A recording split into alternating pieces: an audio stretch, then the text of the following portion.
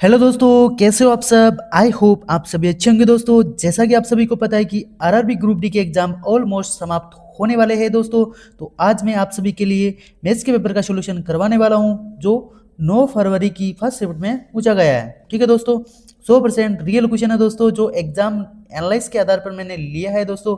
ठीक है, यदि आपने हमारे चैनल को सब्सक्राइब नहीं किया तो प्लीज़ सब्सक्राइब कर लीजिए और अपने दोस्तों तक शेयर कर दीजिए और लाइक करना ना भूलें। दोस्तों यकीन मानो, यदि आप इन क्वेश्चनों को सोल्व कर लेते हो तो आप एग्जाम में बहुत अच्छा स्कोर करके आओगे। और दोस्तों अभी एलपी का एग्जाम भी स्टार्ट होने वाला है, 13 फरवरी से स्टार्ट हो जाएंगे दोस्तों। तो उसमें भी ऐसे ही क्वेश्चन आने वाले हैं मैथ के, क्योंकि मैथ चेंज नहीं होने वाली है। तो आप इन क्वेश्चनों को सोल्व करने की कोशिश करो। यदि आप इन क्वेश्चनों को सोल्व कर लेते हो तो आपकी मैथ बहुत स्ट्रॉन्ग है ना।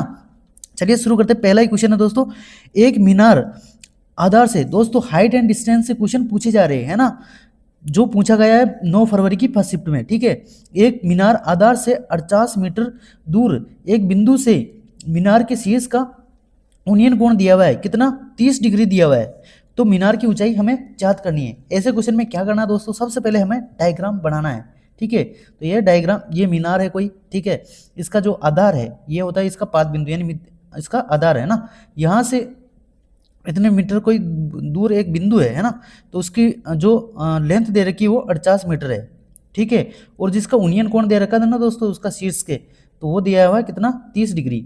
ये 30 होता है और ये 90 होता है, तो ये 60 होता है। ठीक है, तो दोस्तों 30 के सामने हमें पता है कि 1 होता है और 60 डिग्री के सामने √3 होता है। ठीक है, तो √3 की वैल्यू यही तो हमें यहाँ पर मेंशन किया हुआ है भाई, ये दूरी दी रखी है 48, तो इसको बराबर कर दो। √3 बराबर हो जाएगा 48 के, यहाँ पे √3 है बराबर 48 के, तो यहाँ पर इसका मान निकाल लो दोस्तों। √3 बराबर कर दूंगा मैं 48 के। ठीक है, अब दोस्तों ये √3 है ना दोस्तों, ये बटे हुए में आ जाएगा यहाँ पर। तो अब क्या करेंगे, ऊपर नीचे इसका परिमेयकरण कर देंगे, यानी √3 से गुणा कर देंगे ऊपर नीचे। ठीक है, अब √3 से गुणा होता है तो क्या हो जाएगा यहाँ पर 48 √3 बटे हुए √3 से गुणा होकर क्या आ जाएगा, 3 आ जाएगा। अब इसको काट दो तो यहाँ पर आएगा कितना, 3 एकम 3, 3 छंग 18, यानी 16 √3 है ना। तो दोस्तों एक रेशियो की वैल्यू आ चुकी है और यहाँ पर हमें ऊंचाई पूछी गई थी, वो कितनी है 1, तो 1 से इसको गुणा कर दो तो हमारा आंसर आ जाएगा दोस्तों कितना, 16 √3। यही मीनार की ऊंचाई हो जाएगी है ना, मीनार की ऊंचाई पूछी गई थी, यही इस क्वेश्चन का राइट आंसर हो जाएगा। ठीक है दोस्तों, नेक्स्ट क्वेश्चन है 50 रुपये। दोस्तों चक्रवृद्धि ब्याज से भी क्वेश्चन पूछे जा रहे हैं ना, तो इस टाइप से क्वेश्चन पूछा गया, डाटा थोड़ा सा चेंज हो सकता है। ठीक है, 4800 रुपये की राशि वार्षिक रूप से चक्रवृद्धि ब्याज पर 5% की जो वार्षिक ब्याज दर दे रखी थी, उसमें 2 वर्ष का हमें चक्रवृद्धि ब्याज ज्ञात करना है। ठीक है, तो इसको कैसे सोल्व करेंगे दोस्तों, तो 5% रेट दे रखी है ना, तो 48 रुपये यहाँ पे लिख लो, 4800 रुपये। ठीक है, उसका 5% निकाल लो है ना, और ये 2 बार करेंगे है ना, तो 5% का मतलब कितना होता है दोस्तों, तो वो होता है 1/20 है ना। देखो दोस्तों 5% में निकालने के लिए क्या होता है, 5 लिखो यहाँ पे, परसेंट हटाएंगे नीचे 100 लिखेंगे। ठीक है, 5 एकम 5 और 5 दूना 10, यानी 1/20 है ना, यही होता है। अब क्या करेंगे, इसको काट देंगे, 0 से ये 0 कट जाएगा और एक कटेगा दोस्तों 240 बार है ना, 2 से 1 कट जाएगा, फिर 240 का वो एक बार और निकाल लो 2 वर्ष के लिए है ना, तो 240 का 1/20 कर लेंगे। अब 0 से ये 0 काट दूंगा, अब 2 से ये काटूंगा, कितने बार कटेगा, तो ये 12 बार कटेगा। अब 2 वर्ष का जो फॉर्मूला है, जो रेशियो वाला, वो उसमें क्या लगेगा, 2:1, ये वाला अनुपात इसमें लगा देना है। और दोस्तों 3 वर्ष के लिए, ये तो 2 वर्ष के लिए है और 3 वर्ष के लिए भी पूछा जा सकता है, तो उसका रेशियो का अनुपात होता है 3:1 है ना, ये आपको ध्यान रख लेना। और 4 वर्ष के लिए होता है 4:6:4:1 है ना, तो ये वाला अनुपात आपको ध्यान रख लेना, ऐसा क्वेश्चन पूछे जा सकते हैं है ना। नेक्स्ट इसको सोल्व कर लो। आगे इसको 2 से गुणा करना है, इसको 1 से गुणा करना है। अब गुणा कर लो सिंपल से, यहाँ पर कितना आ जाएगा, यहाँ पर हो जाएगा 48 है ना, 480 और यहाँ पर 12, ये जोड़ दो तो यहाँ आ जाएगा 2 और यहाँ पर आ जाएगा 9, 400, तो 492 रुपये जो चक्रवृद्धि ब्याज हो जाएगा। यही इस क्वेश्चन का राइट आंसर हो जाएगा दोस्तों, जो ऑप्शन में दिया हुआ था। ठीक है, नेक्स्ट क्वेश्चन है एक कक्षा के। दोस्तों एवरेज से भी हर शिफ्ट में क्या है, 2 क्वेश्चन पूछे जा रहे हैं है ना। अब जो है ना एवरेज से 2 क्वेश्चन पूछे जा रहे हैं, एवरेज से है ना। तो इस टाइप से क्वेश्चन पूछा गया है। एक कक्षा के 59 विद्यार्थियों का एवरेज दिया हुआ है कितना, 25 वर्ष है। जब शिक्षक की आयु को भी शामिल कर लिया जाता है तो औसत आयु आधा वर्ष बढ़ जाती है ना। दोस्तों क्वेश्चन को पूरा पढ़ना चाहिए, है ना। हम पूरा नहीं पढ़ते, पहले सोल्व करने लग जाते हैं तो उस क्वेश्चन गलत हो जाता है। तो हमें शिक्षक की आयु याद करनी है। तो दोस्तों एक कक्षा के 59 विद्यार्थी है, कितने 59, उनकी औसत आयु कितनी है तो 25 वर्ष। तो सबसे पहले यहाँ पे लिखेंगे ओल्ड एवरेज कितना है, वो 25 है। ठीक है, अब ऐड कर रहा है ना तो यहाँ पर ऐड कर दो। ठीक है, अब दोस्तों शिक्षक को भी जोड़ दिया जाता है। तो पहले तो 59 थे, अब शिक्षक को भी जोड़ दो, अब कितने हो जाएंगे तो 60 हो जाएंगे ना भाई। 59 तो पहले थे, एक बाद में आया तो कितना हो जाएंगे 60, तो यहाँ पे 60 लिखना है। ठीक है, अब क्या कह रहा है दोस्तों, उसकी औसत आयु में आधा वर्ष बढ़ जाता है, तो यहाँ पर वृद्धि कर दो आधे वर्ष की। ठीक है, 1/2 की वृद्धि कर दूंगा, है ना। और 1 से भाग दे देंगे क्योंकि शिक्षक की आयु पूछी गई है। अब काट दो दोस्तों सिंपल से। ये दोस्तों गुणा में है ना, ये ब्रैकेट लगा हुआ है ना। तो यहाँ इसको काट दो, कितना आएगा यहाँ पर 25 तो ये है, प्लस यहाँ पर कितना आ जाएगा 30 आ जाएगा। अब इसको जोड़ दो, यहाँ पर आ जाएगा 5 और 3 2 5, है ना। तो 55 वर्ष इस क्वेश्चन का राइट आंसर हो जाएगा दोस्तों, जो ऑप्शन में दिया हुआ था। नेक्स्ट क्वेश्चन है 13 के प्रथम 17 गुणजों का औसत क्या होगा, ऐसा क्वेश्चन पूछा गया है। ठीक है, तो इसको कैसे सोल्व करेंगे दोस्तों, तो 13 की प्रथम गुणज, तो 13 का जो पहला गुणज होता है वो कितना होता है, 13 को 1 से इंटू कर दो, कितना जाएगा 13। ठीक है, और प्लस, और 13 का 17वां गुणज क्या होगा, तो 13 मल्टीप्लाई 17, है ना, यही होगा ना, है ना। तो क्या होता है 13 इंटू 17 करना है, और 13 इंटू 13 का पहला गुणज तो यही होता है ना 13, और 13 का 17वां गुणज होता है 13 इंटू 17।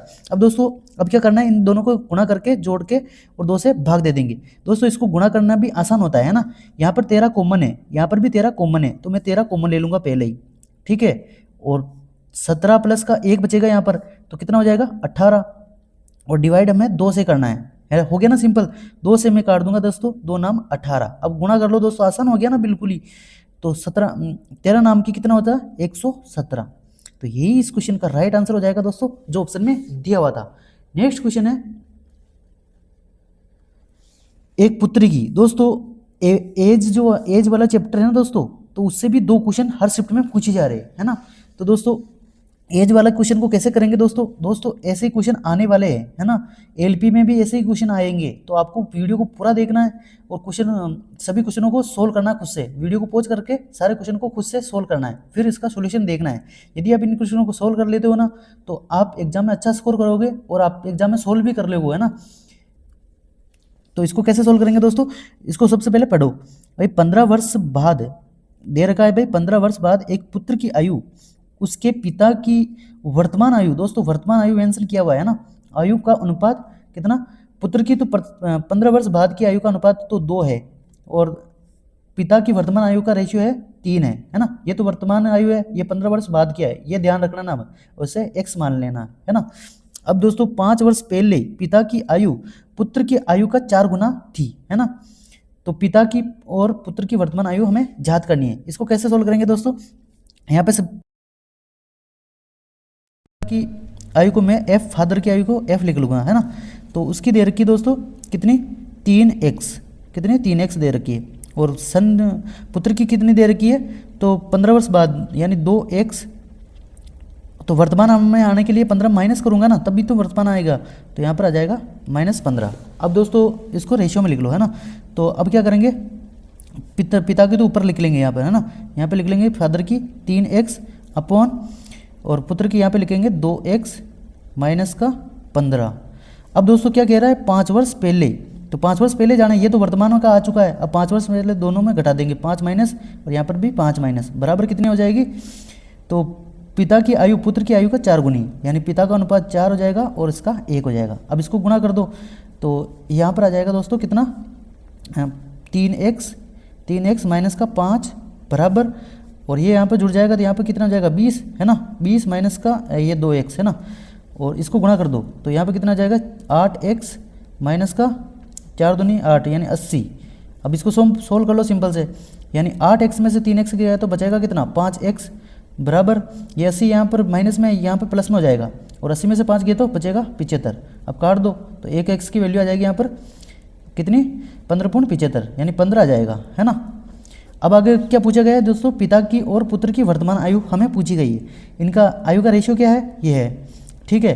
तो दोस्तों अब गुणा कर दो इसको, पिता की वर्तमान आयु क्या हो जाएगी, तो ये पिता की वर्तमान आयु का अनुपात है ना 15 या 45, तो पिता की आयु तो हो जाएगी 45 वर्ष, ठीक है। और पुत्र की आयु क्या हो जाएगी, इसको गुणा कर दो ना, 15 दूने 30, तो ये तो हो जाएगी 15 वर्ष बाद की आयु, है ना, 15 वर्ष बाद की आयु, और इसमें 15 और जोड़ दो, ठीक है। तो यहाँ पर कितना आ जाएगा, तो यहाँ पर 30 वर्ष, ठीक है। दोस्तों यहाँ पर है ना 15 वर्ष बाद की आयु का अनुपात है ना, तो इसको गुणा करेंगे 2 से तो 15 दूना 30 हो जाएगा। ये तो 15 वर्ष बाद की है, इसमें से 15 माइनस करेंगे ना तब आएगा, कितना आएगा, तो यहाँ पर 15 वर्ष। तो पुत्र की आयु तो 15 वर्ष है और पिता की आयु कितनी है, वर्तमान आयु 45 वर्ष है। तो यही इस क्वेश्चन का राइट आंसर हो जाएगा, ठीक है। नेक्स्ट क्वेश्चन है ए और बी क्रमशः कितना, दोस्तों जो पार्टनरशिप है ना उससे भी क्वेश्चन पूछे जा रहे हैं, है ना। तो आपके शिफ्ट में भी ऐसे क्वेश्चन पूछे जा सकते हैं, एलपी हो गया, रेलवे का कोई सा भी एग्जाम में ऐसा ही क्वेश्चन आने वाले हैं। तो आप इस क्वेश्चन को सोल्व कर लेते तो आप बहुत अच्छा स्कोर करोगे, है ना। तो आपको सोल्व करने की कोशिश, मतलब पॉज करके वीडियो को पॉज करके सारे क्वेश्चन को खुद से सोल्व करना है। तो ए और बी क्रमशः, ए तो लगा रहा है कितना 30,000 इन्वेस्ट कर रहा है और 24,000 बी इन्वेस्ट कर रहा है। तो राशियों का एक वर्ष के लिए निवेशित करते हैं तो उन्हें 13,500 रुपये का लाभ होता है ना। तो लाभ में बी का हिस्सा हमें ज्ञात करना है। तो इसको कैसे सोल्व करेंगे दोस्तों, यहाँ पे लिख लो ए का और यहाँ पे लिख लो बी का, ठीक है। तो यहाँ पर दोस्तों इसको सिंपल कर लो, यहाँ पे लिखो 30,000 और यहाँ पे 24,000, ठीक है। ये तो इन्वेस्टमेंट का रेशियो है ना। तो दोस्तों 3 जीरो से मैं ये 3 जीरो काट दूंगा, ठीक है। अब और किससे कट रहा है दोस्तों, 6 से कट रहा है, 6 चौका 24 और 6 पंजू 30, है ना, कट रहा है ना दोस्तों।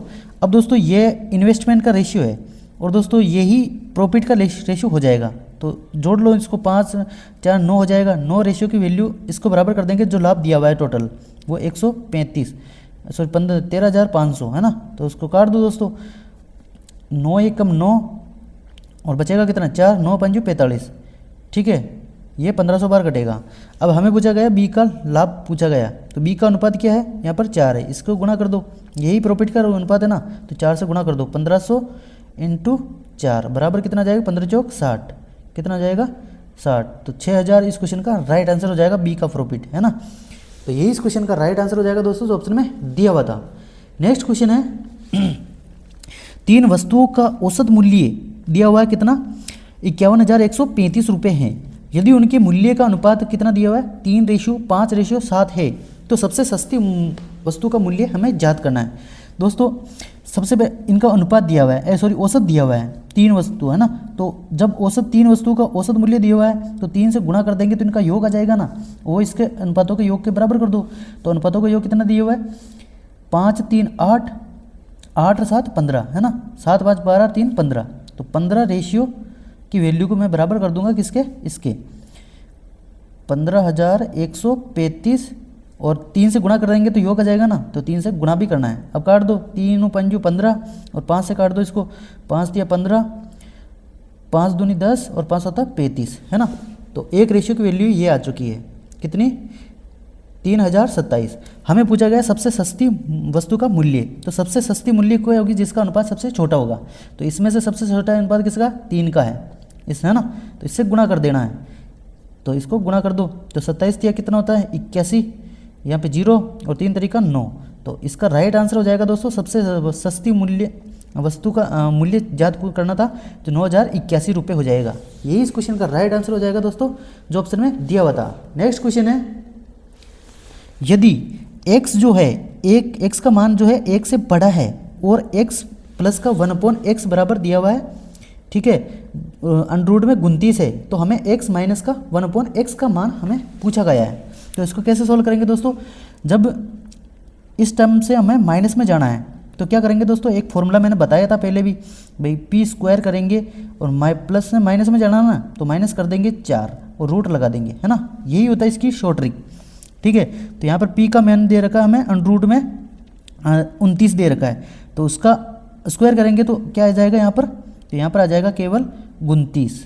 कितना आ जाएगा 29, और -4 भी करना है तो बचेगा कितना यहाँ पर 25, और इस पर रूट लगा हुआ है, और 25 का रूट के बाहर क्या आएगा 5, है ना। तो यही इस क्वेश्चन का राइट आंसर हो जाएगा दोस्तों, जो ऑप्शन में दिया हुआ था। यदि दोस्तों यहाँ पर माइनस होता है और यहाँ पर प्लस होता है तो प्लस में जाने के लिए क्या करते हैं, इसके लिए फॉर्मूला होता है, ये भी आप ध्यान रख लेना दोस्तों, पूछा जा सकता है ना, p² प्लस का 4 और रूट लगा देना है, बस ऐसा ऐसे क्वेश्चन पूछे जा सकते हैं, है ना। नेक्स्ट क्वेश्चन है दोस्तों, प्लीज़ यदि आपने हमारे चैनल को सब्सक्राइब नहीं किया तो प्लीज़ सब्सक्राइब कर लीजिए दोस्तों, आप सभी के लिए बहुत ज़्यादा मेहनत की जा रही है ना, तो आपका इतना सा फर्ज बनता है, थोड़ी सी मेहनत आप कर दीजिए, बस वीडियो को लाइक कर दीजिए और चैनल को सब्सक्राइब कर लीजिए। चलिए नेक्स्ट क्वेश्चन है दोस्तों, ये वाला क्वेश्चन भी पूछा गया है ना, डाटा ऐसा ही था, ठीक है। यदि किसी वस्तु का अंकित मूल्य पर 81% की छूट देने के बाद 437 रुपये में बेची जाती है तो वस्तु का अंकित मूल्य पूछा गया है ना। तो दोस्तों छूट हमेशा अंकित मूल्य पे दी जाती है, तो दोस्तों यहाँ पर अंकित मूल्य कितना है 100%, और उसमें 81% की छूट दे दी तो कितने में बेचेगा वो 19 रुपये में, कितने में 19 में, और उसको बराबर कर दो, ये तो हो गया इसका अंकित मूल्य, और छूट देने के बाद बचा जो वो बचेगा वो बचेगा विक्रय मूल्य, सेलिंग प्राइस, है ना। तो उसको सेलिंग प्राइस के बराबर कर दो, दे रखा है कितना 437, ठीक है। अब इसको काट दो दोस्तों सिंपल से, 19 से काट दो, 19 से कम 19, 19 से कम 19, और बचेगा कितना 19 से माइनस कर दो तो बचेगा यहाँ पर कितना 5 बचेगा,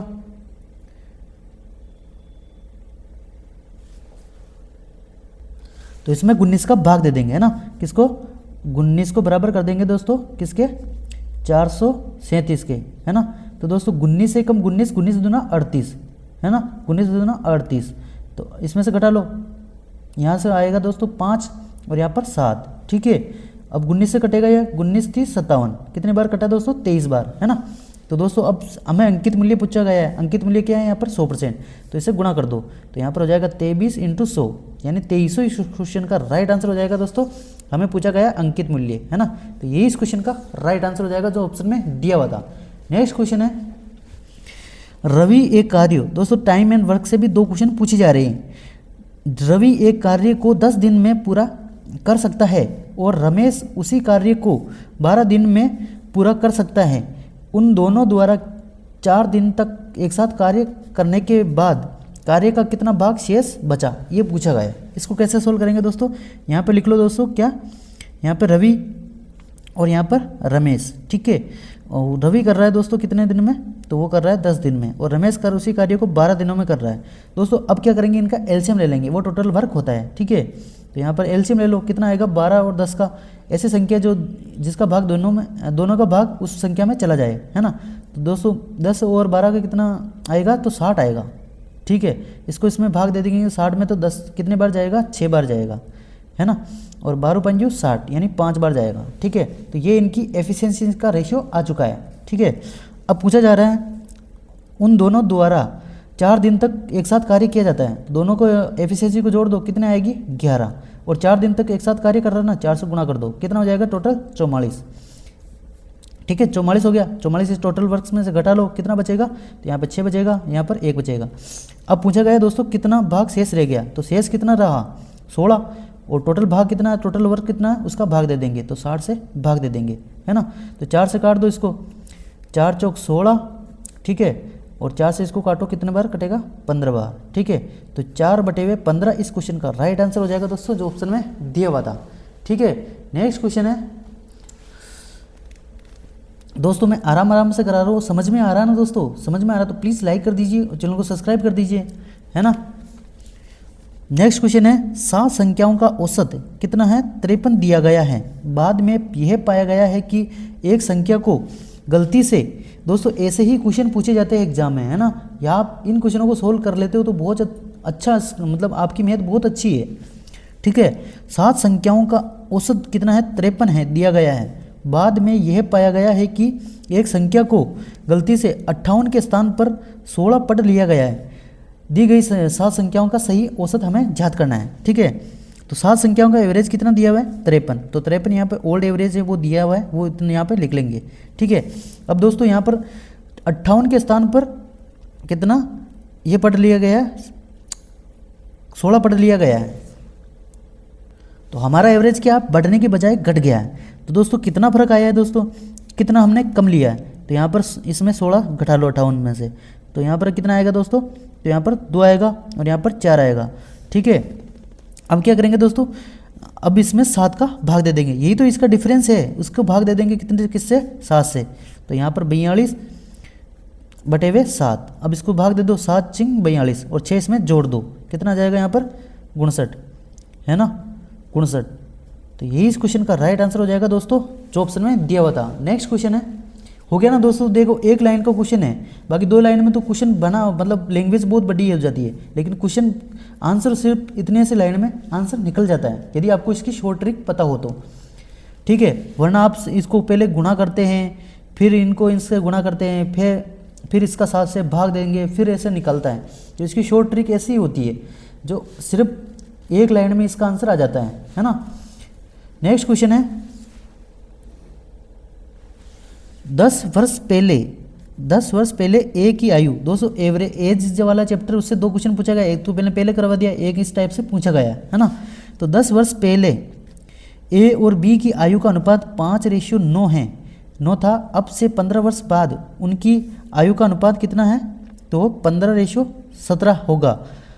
तो अब से 15 वर्ष बाद ए की आयु हमें याद करनी है ना। तो इसको कैसे सोल्व करेंगे दोस्तों, यहाँ पे लिख लो दोस्तों ए और यहाँ पे लिख लो बी, है ना। यहाँ पे लिख लो इसका अनुपात कितना है 5 और यहाँ पर इसका अनुपात कितना है, तो वो 9 है। ठीक है, अब 10 वर्ष पहले और यहाँ पर 15 वर्ष बाद कितना अंतर हो जाएगा, 10 वर्ष पहले और 15 वर्ष बाद, मतलब 10 वर्ष पहले वर्तमान में आएंगे, फिर 10 वर्ष बाद फिर चला जाएगा, है ना, वर्तमान से। तो कितना डिफरेंस हो जाएगा यहाँ पर 25 का, कितना है 25 वर्ष का। तो यहाँ पर 25 ऐड कर देना है, यहाँ पर भी 25 ऐड कर देना है। ठीक है, अब कितना अनुपात हो जाता है वो यहाँ नीचे लिखेंगे, यहाँ पर ए का अनुपात है 15 हो जाता है और इसका 17 हो जाता है बी का। अब क्या करेंगे, इसको क्रॉस मल्टीप्लाई करते हैं, इसको इससे गुणा करना है और इसको इससे गुणा करना है, फिर इस वाली संख्या को इससे गुणा करना है, फिर इसको इससे और डिफरेंस करना है ना। तो सबसे पहले इसको इससे गुणा करना है, तो 17 कितना हो जाता है 85 यहाँ पे हो जाता है, और 15 नाम की 135। ठीक है, 15 नाम की 135। अब इसमें से घटा लो, कितना आएगा यहाँ पर 0 और यहाँ पर कितना आएगा 8 5 13 यानी 50। तो यहाँ 50 रेशियो। अब क्या करेंगे दोस्तों, इसको इससे गुणा करना है और इस वाले को इससे गुणा करना है। ठीक है, तो यहाँ पर 25 है, यहाँ पर 25 है ना। 25 को यहाँ पर गुणा कर रहे हैं, एक बार यहाँ पर गुणा कर रहा है, तो 25 में कॉमन ले सकता हूँ ना, तो यहाँ पर कॉमन पहले ही ले लो। ठीक है, अब दोस्तों इनका दोनों का डिफरेंस कर लो, तो 17 और 15 इसमें डिफरेंस कितना आ रहा है 2, तो 2 से गुणा कर देंगे, तो 25 दूना 50। तो यहाँ पर हो जाएगा 25 रेशियो बराबर 50 के, तो एक रेशियो की वैल्यू क्या आ जाएगी, तो 1 आ जाएगी। ठीक है, अब इसको गुणा कर दो सिंपल से, तो अब इसको गुणा कर दो 1 से, है ना। तो 1 को 5 से गुणा करेंगे तो यही तो 10 वर्ष पहले की आयु, तो यहाँ पर कितने आ जाएगी 5 आ जाएगी, 1 की आयु, है ना। 10 वर्ष पहले की आयु है दोस्तों। अब हमें तो पहले वर्तमान में जाना है ना। तो वर्तमान में जाएंगे तो यहाँ पर क्या आ जाएगा दोस्तों, 5 वर्ष पहले, सॉरी ये तो 5 है, फिर इसमें 10 वर्ष पहले की आयु है, उसमें 10 ऐड करेंगे तो वर्तमान में जाएगा ना भाई। 10 वर्ष पहले इसमें 10 ऐड करेंगे तो कितना हो जाएगा, यहाँ पर 15 हो जाएगा। अब आ चुके हैं हम वर्तमान में, और अब से यानी अब वर्तमान से हमें 15 वर्ष बाद याद करना है, तो 15 और ऐड कर दो, तो यहाँ पर कितना हो जाएगा आंसर दोस्तों, तो 15 वर्ष, है ना।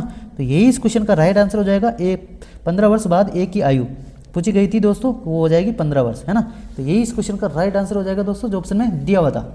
नेक्स्ट क्वेश्चन है, एक वस्तु का मूल्य कितना है 18,000 रुपये है, एक दुकानदार उस पर 10% और 5% की 2 क्रमिक छूट देता है। दोस्तों डिस्काउंट से भी क्वेश्चन हर चैप्टर में पूछे जा रहे हैं और पूछे भी जाएंगे। डिस्काउंट वाला चैप्टर मोस्ट इंपॉर्टेंट है दोस्तों, है ना। एलपी हो गया, ग्रुप डी हो गया, कोई सा भी एग्जाम ले लो, इसमें डिस्काउंट वाला चैप्टर मोस्ट इंपॉर्टेंट, इससे क्वेश्चन पूछे जाते हैं। तो इसको कैसे सोल्व करेंगे दोस्तों, हमें विक्रय मूल्य पूछा गया है, तो सिंपल से इसको यहाँ पर लिख लो दोस्तों 18,000। भाई डिस्काउंट हमेशा जो अंकित मूल्य पे दिया जाता है और छूट देने के बाद बचा हुआ मूल्य वो होता है विक्रय मूल्य।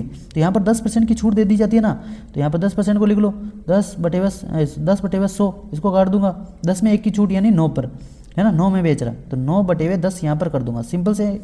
और 5% की डिस्काउंट दे रहा है ना, तो यहाँ पर 5% को फ्रैक्शन में क्या लिखता हूँ 1/20, है ना। 5% को ये लिखता हूँ 1/20, तो 20 में 1 की छूट कितने में बेचेगा, 19 में बेचेगा ना, है ना। तो यहाँ पर 19 से गुना कर दो। अब सिंपल से सोल्व कर लो, यहाँ पर 20 है ना। अब काट दो, 2 जीरो से ये 2 जीरो कट जाएगा है ना। 2 से काटूंगा मैं, 2 नाम 18, 9 9 81, कितने हो जाएगा 9 9 81। 19 नाम की 171 है ना, 19 नाम की 171 को 9 से गुना करना आसान है, तो इसको इससे गुना कर लो। 9 एकम 9, 9 7 63 का 3 66, 9 और 6 15, ठीक है। तो 1539 इस क्वेश्चन का राइट आंसर हो जाएगा दोस्तों, जो ऑप्शन में दिया हुआ था। ठीक है, नेक्स्ट क्वेश्चन है दोस्तों, ये वाला क्वेश्चन भी मैंने सोल्व करवाया था ना, ऐसा क्वेश्चन आ रहे है ना। तो एक विक्रेता ने 1 रुपये में 5 चॉकलेट बेची, जिससे उसे 40% का लाभ हुआ। उसने 1 रुपये में कितनी चॉकलेट खरीदी, ऐसा क्वेश्चन पूछा गया है ना। तो इसको कैसे सोल्व करेंगे दोस्तों, इसकी शॉर्ट ट्रिक है, बहुत ही ज़्यादा शॉर्ट ट्रिक है ना, इंपॉर्टेंट शॉर्ट ट्रिक है इसकी। ऐसा क्वेश्चन पूछा जाए ना दोस्तों, इसको इस ट्रिक से ही सोल्व करना। यदि आप 1 मिनट में सोल्व कर रहे हो ना, तो उसको से मतलब 30 सेकंड में आप सोल्व कर लोगे है ना, ये वाली ट्रिक से। तो इसमें अप्लाई करो दोस्तों। यहाँ पर क्या है, 1 रुपये में 5 चॉकलेट, तो 1 चॉकलेट का मूल्य याद कर लो। तो यहाँ पर लिख लो दोस्तों 1/5, तो 1 चॉकलेट का मूल्य आ जाएगा। फिर क्या करेंगे, उसने 1 रुपये में कितनी चॉकलेट खरीदी, तो यहाँ पे लिख लो 1/x कितनी खरीदी है ना। और 40% का लाभ होता है, तो 40% का लाभ हमें इसी पर होता है क्रय मूल्य पे। ये तो इसका क्रय मूल्य है ना, और ये इसका विक्रय मूल्य, ठीक है। तो विक्रय मूल्य में ये जोड़ दो 40, यहाँ पर 100 और यहाँ पर 140। अब क्या करेंगे दोस्तों, क्रॉस मल्टीप्लाई, इसको इस वाले से, इसको इससे, तो यहाँ पर गुणा कर लो। 1/5 इंटू 100 बराबर 140 इंटू 1/x। हमें x का मान याद करना है। अब इसको काट दो, 0 से ये 0 कट जाएगा, और 5 दूनी ये 10 कट जाएगा, 2 सते 14। तो x यहाँ पर गुणा बराबर में आ जाएगा, x बराबर 7 हो जाएगा है ना। तो 1 रुपये में 7 चॉकलेट उसने खरीदी थी, तब उसको 40% का प्रॉफिट हुआ है ना। नेक्स्ट को है सिंप्लीफिकेशन के, हर शिफ्ट में 3 क्वेश्चन पूछे जा रहे हैं है ना। तो इसको कैसे सोल्व करेंगे दोस्तों, सबसे पहले ब्रैकेट सोल्व करेंगे। इसको काट दो, 7 दूनी 14, ये 2 बार कटेगा, इंटू इसको काट दो पहले, 6 एकम 6, और यहाँ पर कितना बचेगा, 6 चौका 24, 6 चौका 24 है ना। 14 बार कटेगा, और 2 से ये कटेगा 7 बार, और यहाँ पर कितना आएगा 2 सते 14, और 14 कितना हो जाएगा 28, और यहाँ पर कितना बचा 2, तो 2 से गुणा कर दो, 28 दूना 56 है ना। तो 56 इस क्वेश्चन का राइट आंसर हो जाएगा।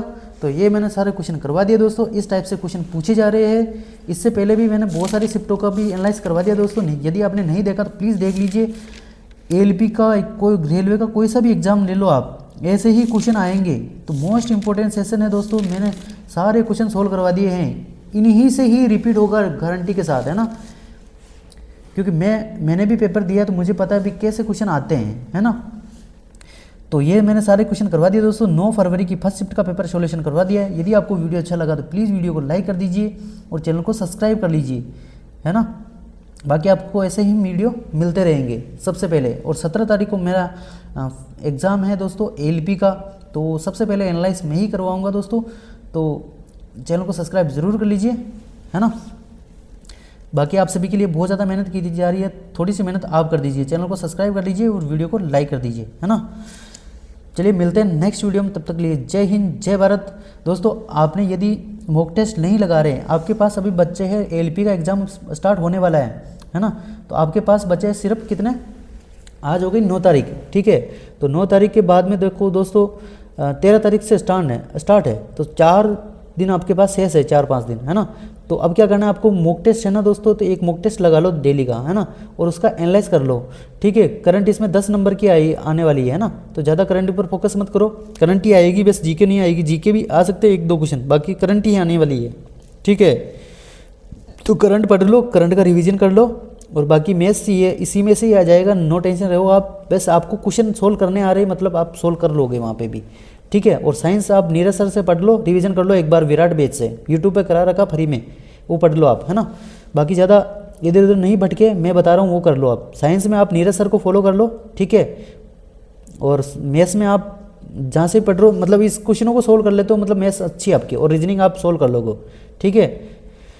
बाकी आपका आप सभी के लिए ऑल द बेस्ट एलपी वाले, और इसके आंसर की भी बहुत जल्द आ जाएगी, है ना।